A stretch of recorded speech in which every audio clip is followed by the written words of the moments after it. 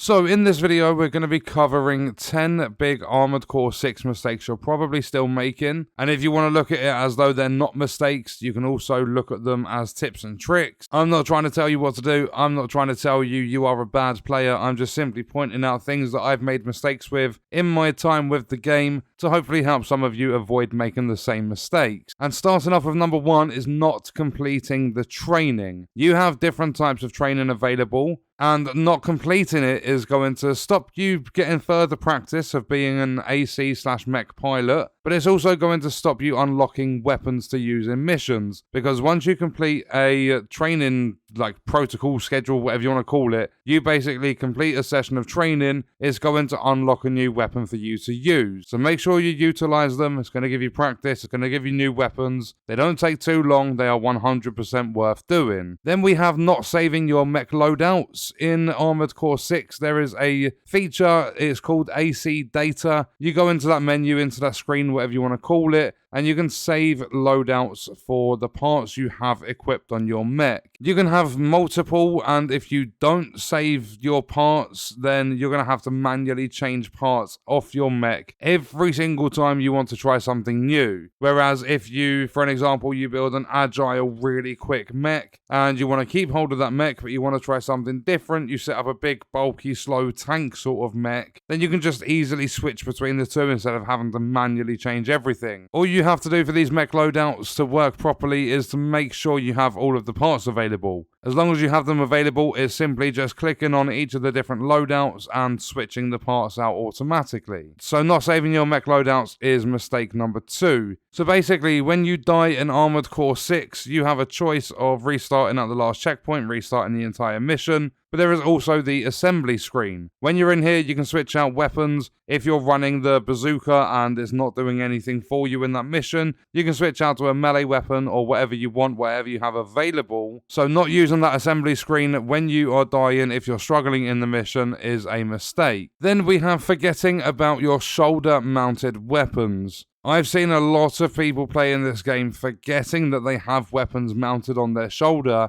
These weapons are incredibly important in combat and can very easily be forgotten. Do not forget you have weapons in your hands and weapons on your shoulders. And next up we have not using the right weapons for the job. Melee weapons are obviously good for being up close and personal. Machine guns would be for a lot more powerful mid-range. And then something like a plasma rifle, one you can charge up, it's going to be based on more long range. But as well as the different weapons, enemies also have an impact bar. And once that is filled up, you stagger an enemy, you deal increased damage. And just a little side note, explosive weapons like bazookas and stuff are going to fill up that impact bar much faster. So make sure you are using the right weapons for the job. And then next up we have not scanning areas to find new secret part containers and data logs. There are part containers, they give you things for your mech, and scanning is going to help you find the chests in order to grab the parts. So I would put it down as a mistake if you are not scanning when you are roaming around missions. And then we have worrying about getting S rank on missions.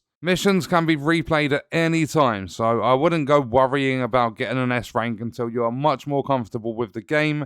And not only that, but forgetting about the S ranks for the time being, it gives you an opportunity to go through the game, do more of it, make your mech way more powerful, and then you can go back and do the previous missions instead of prematurely trying to get S rank mission clears and causing yourself a lot more stress than what's needed. Then we have not selling the parts that you do not use on your mechs, and also not buying new parts to try out. Sale prices on parts give you 100% of the funds back that you have spent, so you do not lose any currency by trying different things and then selling the different parts if you don't like them or don't need them. Then for the penultimate, number 9, is spending too much time on the ground in certain situations. You are in a flying mech after all, there's a lot of verticality in this game, and explosives fired by enemies have a huge splash radius that can stagger you as easy as your explosives can stagger enemies. Keep yourself in the air as much as possible unless you're obviously going for a more ground-based build.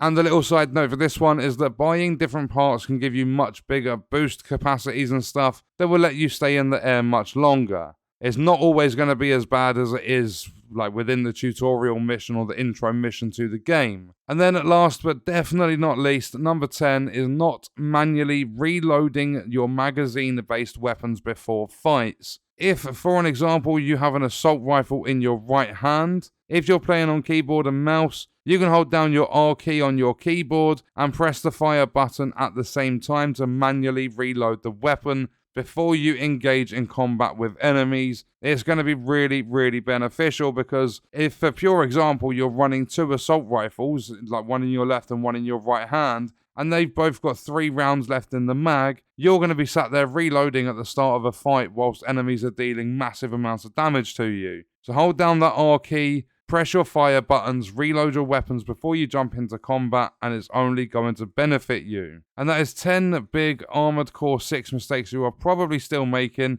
And on that note, we are going to leave the video there. If you enjoyed it, leaving a like is appreciated. If you wish to support me further as a creator, there are links in the description. Let me know your thoughts about the video in the comments. And if you want to watch more, you can click the video on screen. All support on the channel is greatly appreciated, and I hope you enjoyed it. Thank you for watching.